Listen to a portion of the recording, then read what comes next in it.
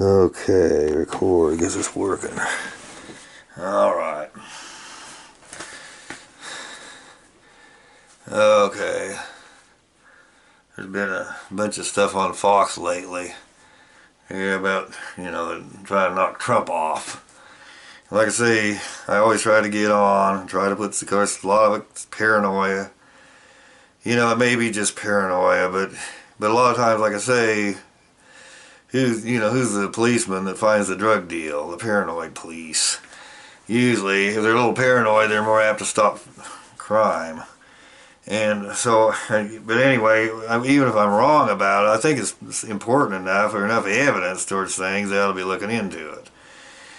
Okay, the first thing that bothers me, Trump just made a statement the other day. He's about this investigation. He says he's exonerated. He won the thing. There's no corruption. There was no collusion. There was no conspiracy with the Russians. No collusion with the Russians, and no attempt to impede a federal investigation. What was the word on? I can't remember it. Anyway. What he says, I hope this never happens to another president, an investigation like this.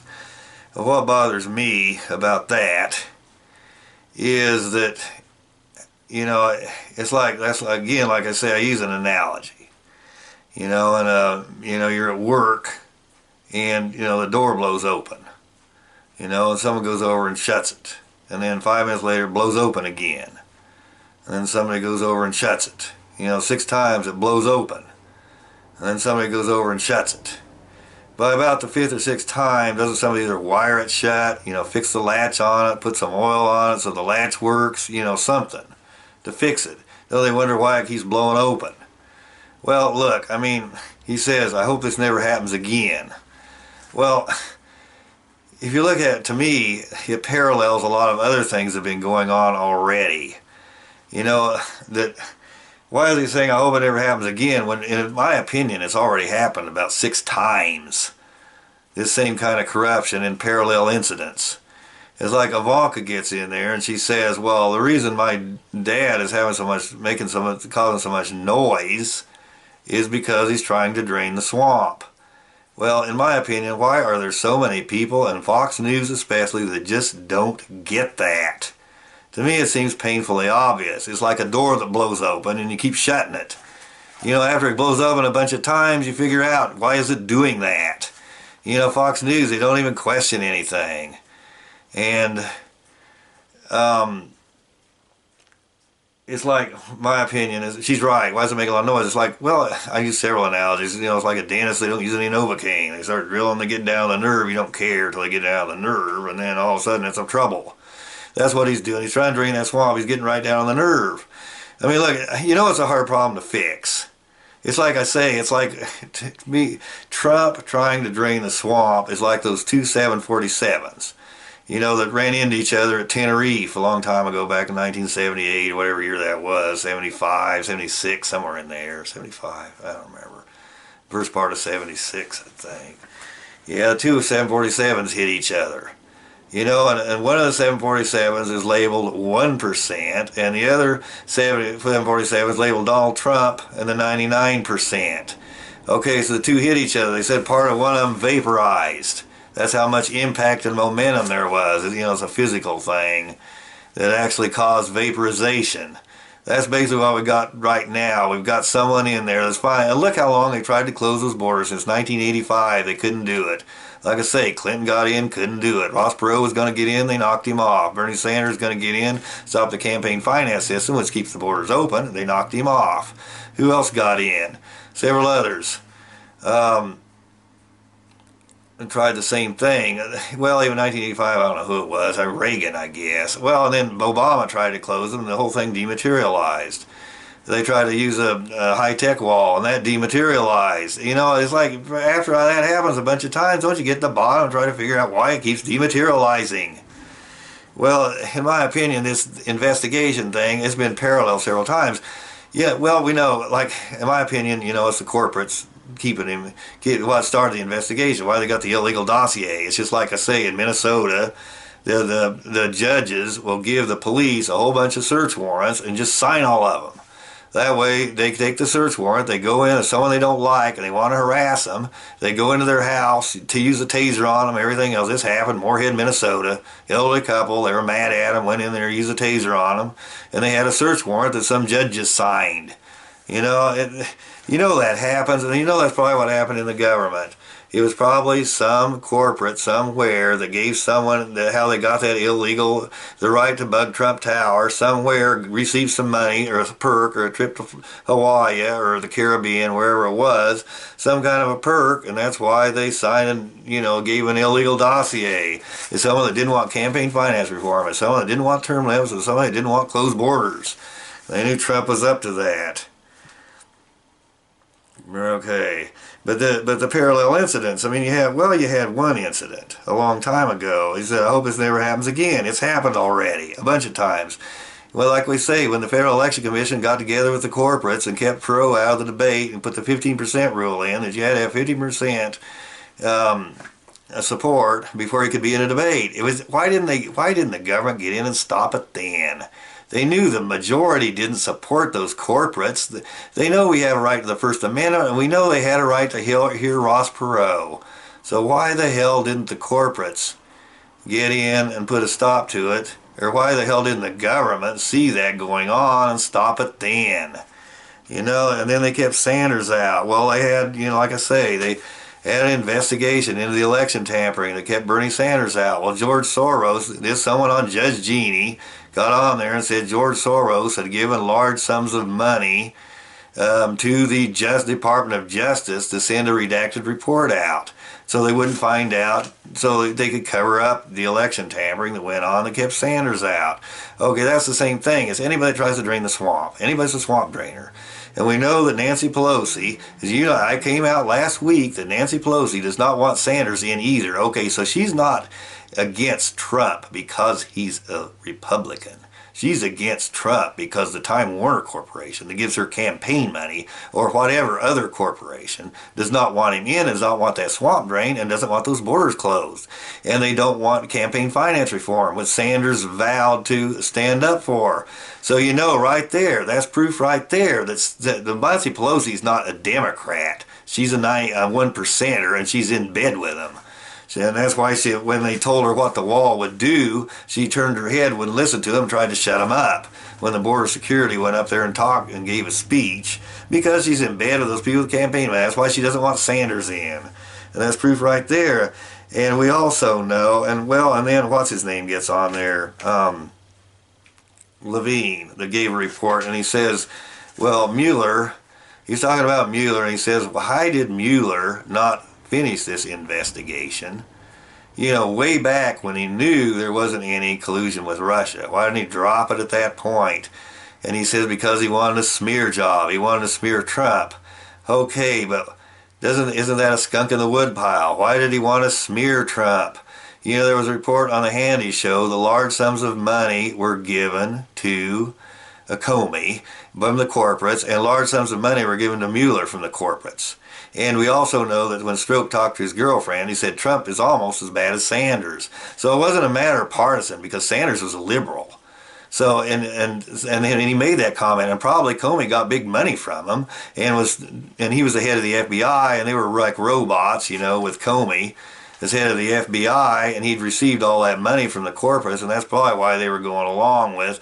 They gone along with those corporates that didn't want Sanders or Trump, either one, in there. So it had to do with a 1% battle, and not 1%, 99%, a swamp versus the 99% that want the swamp drained, and Trump was a swamp drainer. That's what it looks like. That's probably how they got the dossier, and that's why Strzok was going along with him, because he was in the FBI and he's going along with it. So Trump had good reason to get rid of him. I mean, they said as long Trump could fire Mueller, as long as he believed he had a bias. Well, Mueller had a bias because he wouldn't have said that about exonerated.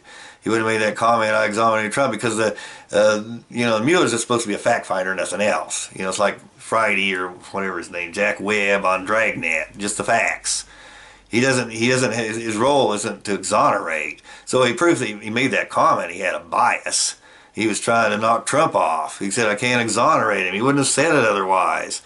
So Trump had plenty of reason to believe that Mueller had a bias, and if he received large sums of money from the corporates, which they reported on Hannity that he did, he had a reason to knock him off for that reason. So they said that he could knock him off.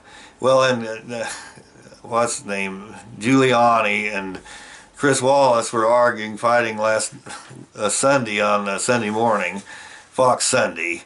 Well, Chris Wallace came back and he said, well, there is a law that if you obstruct an investigation, a federal investigation, even if there's no crime at all anywhere and no probable cause anywhere, that there's any kind of a crime, you're still in trouble for obstruction of justice.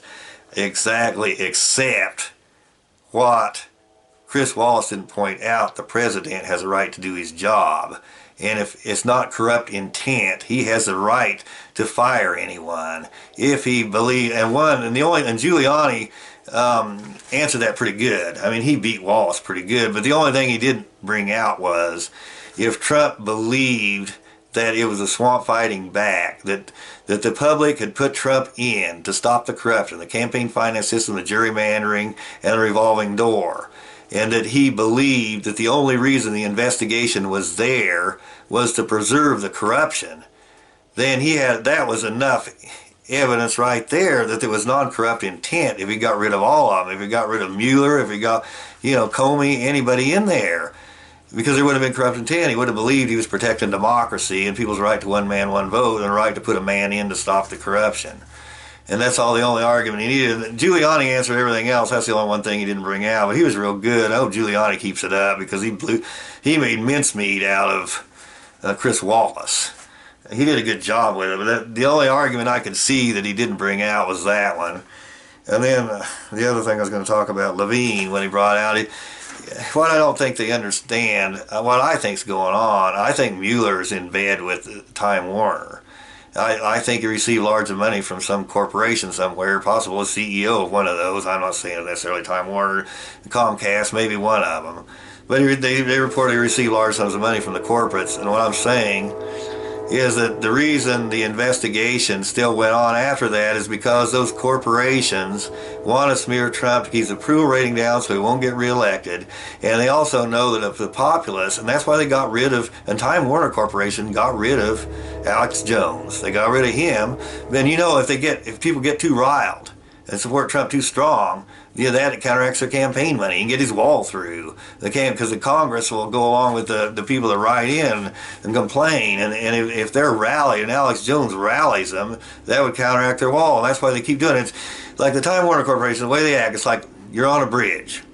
I'll use another analogy. You're on a bridge, right? It's a one-lane bridge, and you get about halfway across. Somebody else comes across the bridge. That was in some movie I saw a long time ago. And they're bound and determined they're going to knock you off. I was here first, I'm going to knock you off. So what they do, they go up there and slam, hit you head on, and then they hit their brake, and then when you're not expecting it, they hit the gas a little bit. And they move you about 5 feet back, and then you hit your brake. And then you're stuck for a while. And all of a sudden, when you're not looking, they hit their gas real hard again when your brake's off and slide you back a little more. And they just keep doing it, and keep doing it 3 feet, 3 inches, inches until they've knocked you clear off the bridge, or they've knocked you out of the way, and then they win it. Well, it's like playing chess. I mean, and that's all they're doing. That's what the corporates are doing. It's the 1% and the 99%. And it's like the longer they keep the investigation going, and they rally behind. If Nancy Pelosi's supporting Sanders, she's in bed with them. They're giving her campaign money, and that's why they want to impeach Trump. And it's those corporates that are doing it, and they're doing exactly that. It's Trump versus them. It's their corruption, and Trump trying to stop it. And they just keep going and going and going like the ever ready bunny. They just don't quit. They know that works. And eventually they'll get results, and they just keep doing it and keep working, and they don't care. They know it's all a lie, and they know that if they criticize Trump on CNN, they know it's all a lie, but they're doing it to keep their corruption intact because they know the public sucks it up no matter what they say. The public believes it all.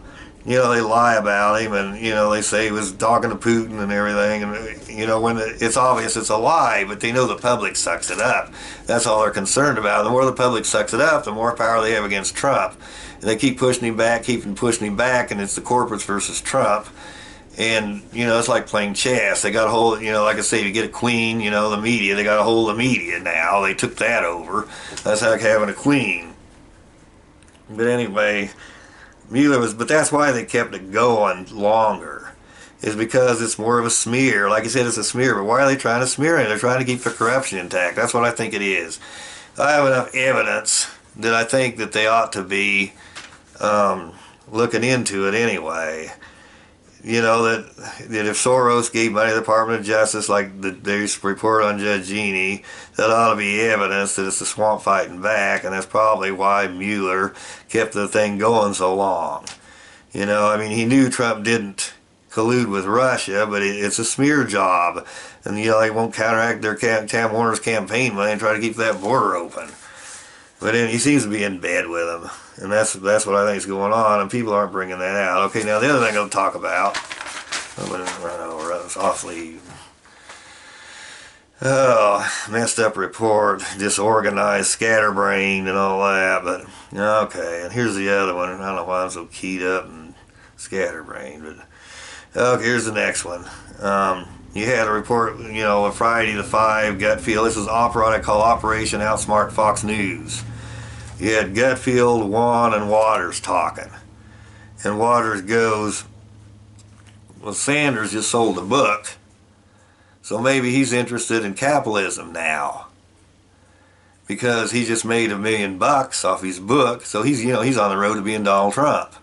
And he had a little bit of a success with the capitalist system.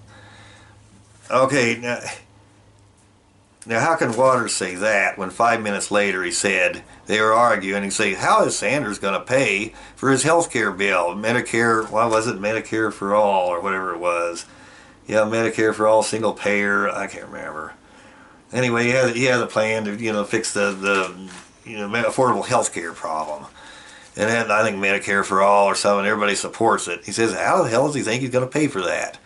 Okay, now those two statements are contradictory. He's coming in there and saying, Sanders, you just made $1 million off your book, and you got experience with capitalism, so you ought to be happy. And then 5 minutes later saying, how's he going to pay for that healthcare problem?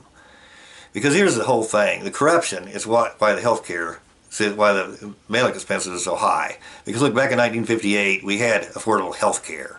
We didn't have corruption then. Every other country has affordable health care. Like Bernie Sanders brought out, they don't have, in Scotland they have it. We have closed borders everywhere, except here. But what's the common denominator? Campaign finance, corruption. We didn't have campaign finance corruption back in 58, and that's why we had affordable health care. So Waters came back. So those two statements are contradictory here, but here's the thing Waters didn't bring out that he should have. That the vulture capitalism, they have a bunch of different names. Nader called it crony capitalism, Ralph Nader. Biden just made up a new one, vulture capitalism. And then Buttigieg, the guy that's running, I can't pronounce his name. I can't remember it. I wish he'd change it. I know it's not Buttigieg, but that's all I can remember. Anyway, he came out and made a good point. He said democracy and capitalism, those two things, you don't have capitalism without democracy, or capitalism without democracy doesn't work. Well, basically that's right. But look, the thing is, Sanders stands to profit and make more off his book without the crony capitalism that's going on. Because like I said, the crony capitalism does two things. Well, it keeps our, we're strong in the international market because of realistic prices. It's like we have a guy from India, in the motel. That has cancer. He goes all the way to India to get treatments. Well, I've always understood a high ratio of imports to exports, and that's what they always said, told us in political science. In West Germany, they had the strongest economy, and it had to do with their ratio of imports and exports. Oh, I don't run over.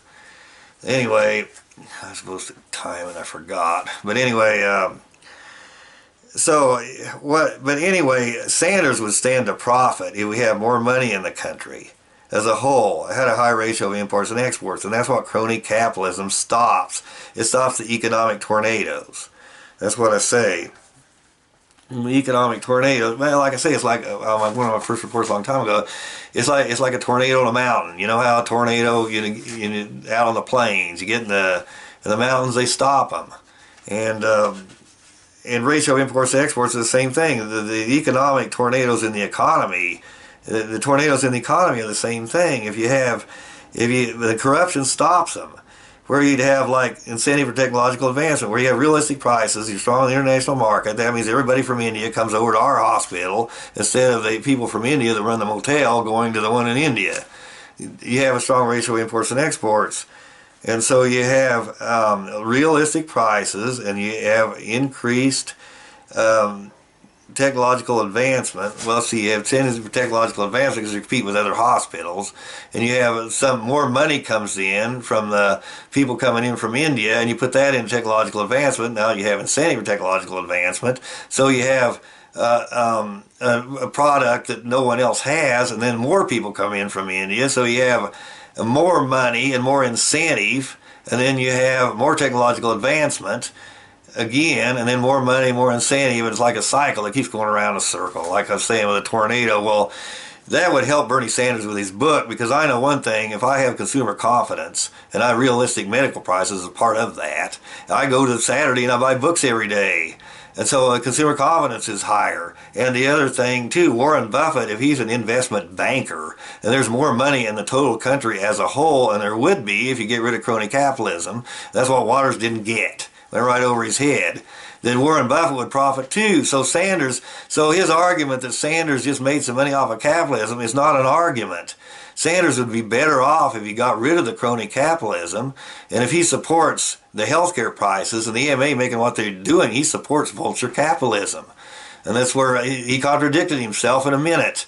And the only two that Juan made more sense, Juan got in there and he said, well, they could take Sanders get in there and the prices would go down. That's exactly right. And so he scored one on Waters. And then Gutfield got in there and said Trump has the same problem with his wall that Sanders has with the AMA. He's exactly right. You're getting down to the nerve. It's like you're a dentist. You're getting down to the nerve. It's like Ivanka said, that's why all the noise. That's why you have all the noise with Sanders. With Sanders and the healthcare problem, that's why you have all the noise. So Greg Gutfield scored a good point there too. And I guess anyway, I'm trying to outsmart Fox News. I don't know if I did it or not, but that's what I thought they didn't say, and that's why Sanders right now is the best candidate, in my opinion. Thanks for watching.